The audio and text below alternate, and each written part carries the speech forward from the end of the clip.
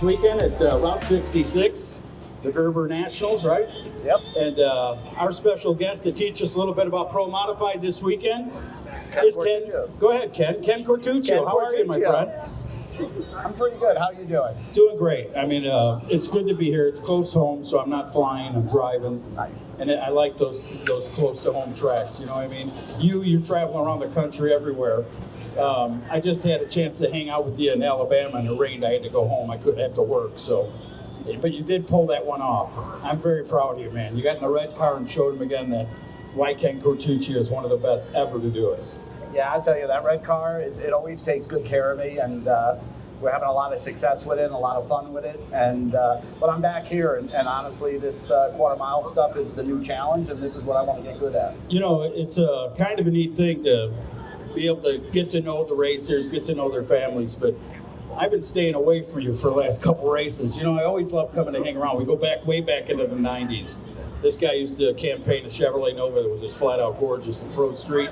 Used to go to Orlando every year, race that car there.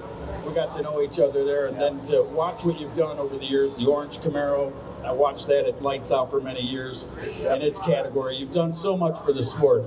Tell us now what is going on a little bit with all this new movement, the new car. You just got the new car blues. What's going on with you guys? Yeah, I mean, basically this year we had an opportunity to team up with Dustin Nessaloni. We went over the Winter Series in Florida, and we pretty much dominated it with a 69 Jerry Bickle car. And then part of the deal was we were going to race a brand new RJ car over here with a screw blower. And we're just still trying to learn the car. There's no panic. We're not getting the results we want, but I also feel that the way the countdown works, we have all season to kind of figure it out. So this weekend will be a really good test for us. We tested the last 5 days, and it showed really good promise. So, you know, I'm hoping for a good weekend. You know, you brought up different cars, different manufacturers and car builders. You as a driver, do you feel different in a different car? I mean, you drove Bickle cars for many years. You get in a different car, do you feel any different? Oh, it's a totally different. So that's what I'm looking for. From a Pro Charger car, so like what I race in the Radial Series is a Pro Charged 69 Camaro. Over here in the winter, I raced a 69 Camaro with a screw blower. I've raced turbo cars. That's the one thing with me is I've raced every single combination, and the new body Camaros, which is what we're running here, is such a hard car to drive. It's very hard to see out of. It's really low on downforce, so it really moves around a lot. And then the screw blower on top of it just adds a dynamic that just, for me, after 35 years of racing, like when you and I met in '94, I was driving a 66 steel roof and quarter Nova with nitrous. Yeah, low sevens, high sixes. Exactly, and now we're going 257, you know, 570s here. So it is a big challenge, and because I'm little, that new Camaro is hard to see out of. Then you have that big thing sticking out. When you say that, is it because of the way the seat's in the car, you're down low, or? Yeah, so a 69 Camaro Pro Mod, you still sit probably the same spot, but the windshield is short and it stands straight up. So it's, believe it or not, a 69 Pro Mod almost looks like a 69 street car. And the new cars have that door wedge look where they come up and the windshield comes up for aerodynamics. The windshield is laid way back. You sit super low in the car, and I'm sitting on, beside my pour-in, I'm sitting on pillows just so that I can see over the hood. And the one thing that I'm struggling with is with a 69, you could actually see the track right in front of the bumper, say. With this car, you can't see the track but 30 feet out. Wow. So I don't know how the Pro Stock guys do it, to be honest with you, because like those guys are shifting and trying to see where they're going. Well, they open their eyes after 30 feet out. You know what I mean? They said, oh, if it feels good, hey, what's up, Jay? But if it feels good, you stay with it. Yeah. And then you get out there and then you've got your vision. But I don't know how you get your vision at 260 miles an hour. Well, and also keep in mind, the way we have to run these things, we run with the front wheels a foot in the air. The dumbest thing in the world, if you ask me, but the only way to go fast is to run it with the front tires a foot in the air. So besides everything else you're dealing with, you're looking at the sky and you're hoping, you're judging off the wall, you're judging, you know, so. You know, you go back to clutches, right? You ran clutches, and now the big thing the last 10 years, automatics, right? 15 years, and the converter. Have you, as a driver, have you found any difference, or did you like the clutch with just too much time? What would you say to a racer today, where, you know, that used to be a clutch man that's gone to these automatics? I think the automatic's easier, and I like easy. So, but I will tell you that, you know, I never drove a clutch with buttons or air shifters. When I drove a clutch, you had 5 levers or 4 levers, and you had to shift that Lanco 5 times. And when you get to the 5th gear, a little guy like me with my little chicken arms, it took everything I had to pull that thing into 5th gear without changing lanes with the car. So. Awesome. Now I just let go of the button. Drop the button and hang on, along. right? Yeah. Get ready to pull the chute. Yeah, exactly. So, and you don't even have to pull the chutes anymore these days. So, pretty much they can put anybody in a car. Wow. To Don't drive say it. that. Don't say that. I might get an itch, right, Jay? How you doing, VP? VP Race Fuels in the house. Jason, nice to see you. Thanks for joining us. Anyway, but yeah, that's pretty cool that you say that. I wouldn't say anybody. You still have to have cantaloupes and fire suit to go 250 miles an hour. Now you've gone from like the 170 mark in your career all the way up and putting almost 100 miles per hour on your top end now. What does that feel like as a driver? Does your brain slow down? Does it bring you back to, like, you know, just cruising? Well, that is, so I'm an 8th mile racer. You know that. That's pretty much what I've done for the last 10 years. But when you go 250, 255, I basically tell, like I was talking to Belushi's kid the other day, and I told him, because this is his first real shot at NHRA Pro Mod, so he's asking me for some advice, and I said to him this, I said, no matter what you do, when you cross the 8th mile mark, you better be square with the track, you better have a hand on a parachute, and you be ready, because that last 8th mile, it's hell. It's hell. It's coming. Yeah. And you wouldn't think it, but 255, 257, it's happening fast. It's almost like the ride starts over. Oh, like you're leaving the line again. Yeah, because you think, like the other day we were in radial, and I went 347 at 210, right, in a radial car. But that's like driving a Cadillac, because the car doesn't move around, it doesn't do anything. But when you get to the 8th mile, like if you let go of the button and you make it 60 feet, before you know it, you could pretty much run through the 8th mile and almost take a cone out and be okay. Absolutely. Here you can't do that. You have to be perfect at the 8th mile, or you're never going to make it to the quarter mile. Heaven thanks all good drivers for long tracks too, right? I mean, there's some tracks that I watch you guys go down, I'm like, I don't know how they're going to get that stop, or if they're not down there praying before they make the run. But a track like this, you have a lot of thinking time, right? If something does go awry on you. Yeah, but you gotta, so another thing that gets a lot of guys in trouble is if say there's an issue, or even just going through the quarter mile, the first instinct is put your foot on the brake. Well, at 250, you can't touch the brakes when you go through the finish line. You have to hope the chutes are coming out. You know they're coming out pretty much before the finish line, because you're pulled, like me, I pull the chutes at like the 1,000-foot mark. That's interesting. Yeah. Because you actually rely on, I understand you rely on the chute, but before you touch the brake, or is it something real fast? You feel the chute and then you go ease to the brake? The way I do it, and so I'm always pulling the chutes early, meaning I try to time it so that my chutes hit right as I go to neutral, kill the power in one big move. Chutes, shifter, power. Then I'll rest once I feel the chutes coming on, I rest my foot on the brake. What gets a lot of people in trouble is they'll stab the brake. With carbon brakes at that speed, it'll lock the front tires up, it'll blow the front tires, and that's a lot of the reason you see, say a car doesn't, like a Pro Stock, and the chutes don't come out, you're like, well, why did they run off the end of the track? Well, it's because they know if you get on the brakes hard, you're in big trouble. You have to just ride the brake, because those carbon brakes, they heat up quick. So fast. They'll lock the front tires up, and the first instinct will be is it'll just go right to the wall. So, so it's there's a lot of more responsibility. mindset than that. There's a ton of responsibility with running quarter mile. 8th mile is easy, like Alabama when we ran last week. We were going 210 at the 8th, but I could have probably made the finish line without even pulling the chutes. Absolutely. Here, you have to be on your game, and it takes a much better driver to run quarter mile, much better than I thought. You know, this is my favorite part. We got a question for Ken. Anybody about Pro Mods? We always have the questions that people want to know why the old bodies aren't back, why they're not running the Willis, the old vets.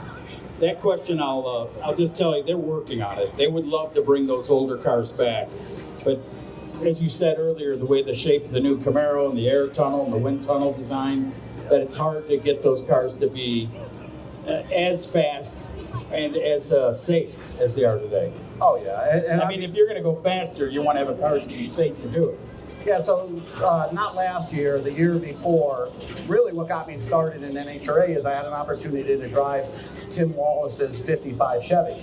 Wow. We ran 3 or 4 races over here, and I could tell you it was definitely a hard car to drive. The front end was definitely longer, and you could feel it, and it was squared in the front. So as I'm going down the track, I can watch the headlights kind of do this. It's an unnerving feeling. I can tell you that NHRA, if it were up to them, we would have no new Camaros in this class. It would be all old cars. It's something that the rules are meant to bring old cars over here. We just have to find people like Tim Wallace that have the resources and the commitment to bring a car like that, because we need old cars. I think so. I think that's what made the class of Pro Mod back in the NHRA days. You go back, way back when it started, that was where the appeal was, you know, to see the old cars, 57, 55s, the Corvettes, the Willis. I mean, there's so many cool cars. And hey, my buddy right there, you can't hide. That's him. Anyway, so a Pro Mod question. You have a question, sir? You've been here long enough. Just throw something at him. See if we can twist the old Italian up. He's an old truck driver. He'll be able to answer it. How do you get sponsored? Here I got one. Hey, oh no. Oh, hold on. Wait a second. How'd you get across the border, for one? Oh, how you doing, kid? I want to know who makes racing the most here. Who what? What, did you hear that? He wants to know who I fear Who he fear? in NHRA Pro Mod. Justin Bond. Only Justin. We'll say that. Who you fear? Who do you fear the most that's here today? You want the truth, or you want the politically correct truth? I'll give him the truth because he looks like he's going to attack the stage. The only driver in NHRA or in any Pro Mod that I fear is myself. And I'm telling you that is honestly, It's a great I don't answer. think I'm better than anybody by a long stretch, but really my worst enemy as a driver is in my own head. That's what gets me tripped up the most. I'll line up against you and you'll qualify second and I'll qualify 15th, and that'll get in my head. And even though I've been doing this so long, that's what messes me up the most is myself. Was that, hey, sir? Was that, Are you good with that answer? Were you good? Is that about the right answer you're looking for? Come see, come saw. All right. Yeah, I don't smell any bacon going over in his pits right now. Justin Bond, ladies and gentlemen, another driver there. Team Alanabi, a great guy, by the way. Fast guy. He's just trying to get in his head today because he heard about the tune-up they found. But as far as your question about the sponsorship side of it, it's a struggle for every team that's here, from the Top Fuel teams. Basically, the key to getting sponsorship is what we've learned is it's all tied to social media, or you need to find a rich sugar daddy. Those are the two options you have right now is to find a sugar daddy with money, or you got to get sponsorship, and the sponsorship is tied to social media. Everything drives off of social media right now. There you go. Sugar daddy. Anyone? You open for that one? Look at him over there shaking his head. No, I'm not opening. Any other question? You got a question, son? Bring anything up. Any good question you want. Throw tomatoes if you like. We don't care. We're up here having a good time. We're both Italian, so we're having a heck of a time. But I would tell you, if there's any more things that I would like to know about you, it's like I would like to know where you cut your teeth. Not just in that Nova. Were you a street guy? Did you go out on Saturday nights and mess around and beat guys up on the street? Yeah, I mean, realistically, I started like you and probably most of my generation. You know, I graduated high school in the 80s, so we street raced like crazy because you could street race back then. And then we had a drag strip in Connecticut. We built a car for that in like '88. And we were getting ready to go that weekend, and they closed the track down. Wow. Consumer Reports bought the track, and that was the end of drag racing in Connecticut. So I just muddled around, and in like the early 90s, I got to meet a good friend of mine who's still one of my dearest friends, and he was racing pro mods in the Northeast Pro Shootout deal, that they run up in New England. Who was that? Rich Beaumont. Okay. So him and I became great friends, and even today we're still great friends. And he raced pro mods, and I went like in the early 90s and ran a Chevy Lumina with him that we built, me and my wife. And we raced with Mike Castellano and guys like that. So, I've known Mike, I've raced against Mike, or I've actually been beaten by Mike many times in the 90s. And then a lot of tough customers come from the East. 100%. A lot of people always say California is the place that it all.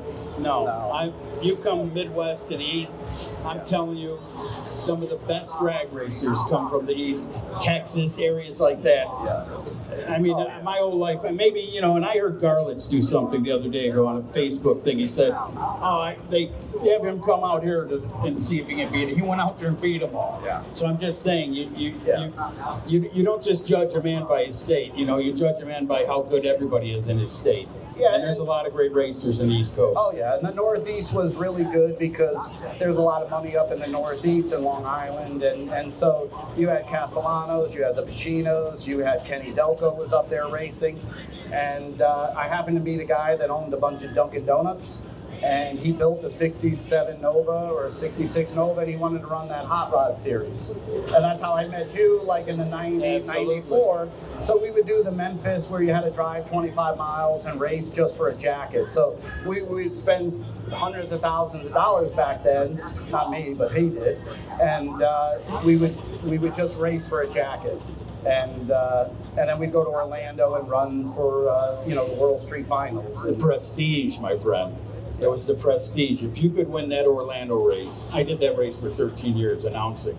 If you could win that thing, you walk out of there like a king. Oh, yeah. You know what I mean? And everybody. And that's back when you had to go to the drugstore and open the magazine and see who was doing what. I love that. I miss that. So, and I'm not, he's old school. You know what I am? Because I used to wait to go to the drugstore and see who was the baddest in drag racing, what's going on.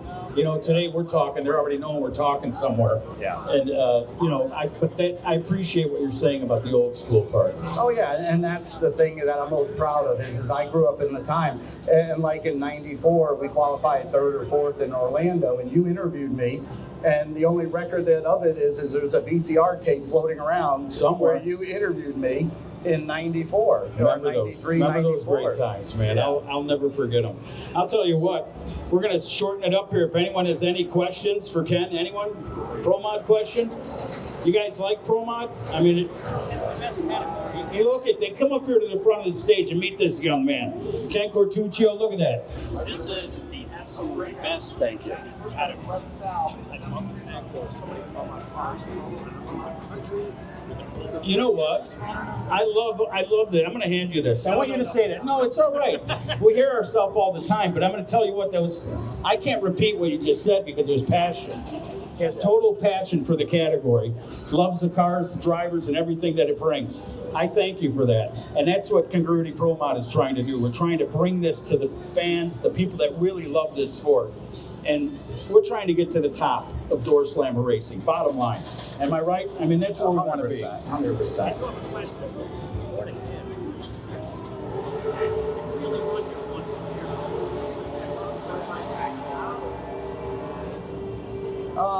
As far as track to track, so realistically, even though we do come here once a year, it actually... But no one races.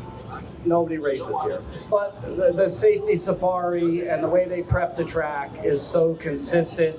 So really the tuners, which I would never want to be a tuner because their job sucks, but it's basically they have to deal with the air. So the air is the biggest dictator, but they know how to judge for air. So we could go from tracks, like we tested Monday and Tuesday, believe it or not, in Indy.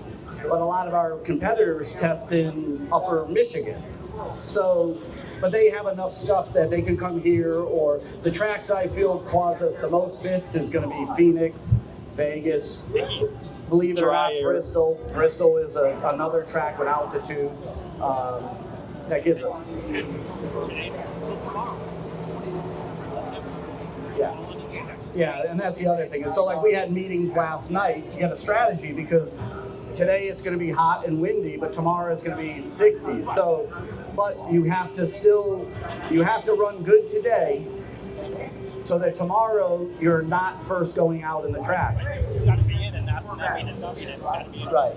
You don't want to be the first pair because you want to send a couple suckers down in front of you just so that you can kind of see what they're going to do. Especially, the tuners want to, the deal. They want to send somebody down before them. Oh, yeah. And I heard what he was saying about some of the tracks, and believe me, NHRA would never send you down the track, whether it's Saturday or not. I realize that, but I mean, the other tracks have seasoning. Oh, you're right. You're absolutely right. Races here, and we're running good races. You know what? The numbers will prove how good these people work. That's what impresses me. You go somewhere once a year. And keep in mind, we can't even test here. That affects everything. So there is tracks that we're not even, you can't even, like you couldn't, I don't even know, I could be wrong, but you can't go to Charlotte and say, I want to rent a track for 2 days. I don't think they'll throw you out. Yeah. Here is probably the same way. So we have certain tracks that we can test at. Yeah. Oh yeah. Yeah, we pick it all around. Virginia's a great place to test. So we find places. Do you ever find a variance in the numbers? You brought up a good point, like where you go to, I'm talking hundreds, Oh yeah. a hundredth of a 100%. second, you'll find tracks that are a lot faster. Yeah. Like last week, we tested in Steele, Alabama for 2 days, and the mile an hour was off. But the tuners, and I said, well, what, is the motor okay? Is everything okay? But they knew right away, well, Steele has 2 bumps in the left lane, and you could see the mile per hour, the drive shaft plot just do a little spike. So they'll say, well, those two bumps is 2 miles an hour. Yeah. Whereas I'm going down the track, I didn't even feel the 2 bumps, but they're telling me they're there, so it's good stuff. 210 miles an hour. I think you're gliding or floating over the bumps. Anyway, any more questions? Pro Mod School. Anything in the back down there? Come on up here. I know you got a good question. I can see it in his face. That guy's a gearhead. That guy's smoking cigarettes. Forget it. Anyway, but we want to thank you all for joining us for Pro Mod School. We do it every Friday that we go to a national event. Ken Quartuccio, I want to thank you so much, not only for your friendship, but for everything you've done for this sport. I mean, if you've read about this man in the last few months, Drag Illustrated, all over the internet, this is the man right now behind the wheel of a Pro Mod style car, whether it's on drag radials or Pro Mod. Thank you. But I congratulate you and I wish you the best. Thanks for joining us. Thank you. Thank you.